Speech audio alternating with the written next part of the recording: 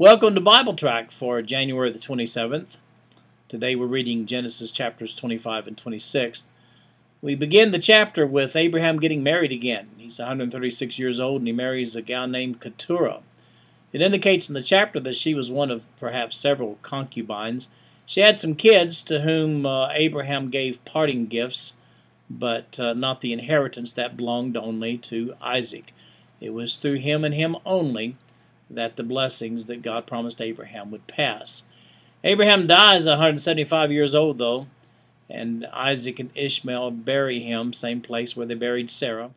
Then we have the naming of the descendants of Ishmael. They, of course, become the fathers of the Arabs today.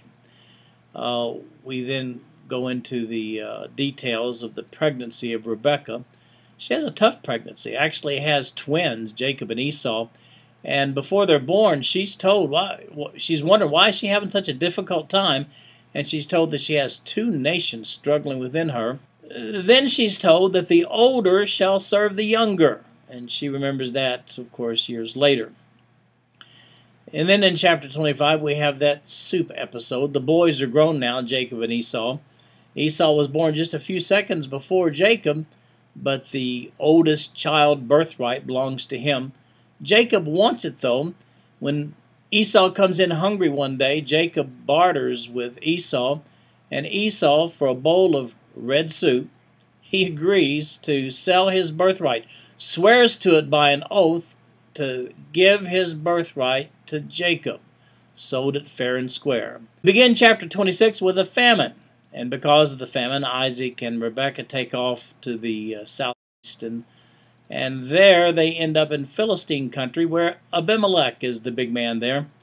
And they try that sister routine again.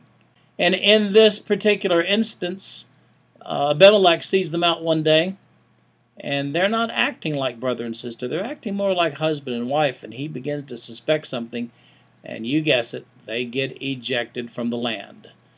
And then we end up this 26th chapter with something that's seems like it's written in passing, but really it's very significant. And that's the fact that Esau marries a couple of Hittite women. And we'll talk more about that later on, but be sure and catch that in today's notes. All right, that's it for today. See you tomorrow.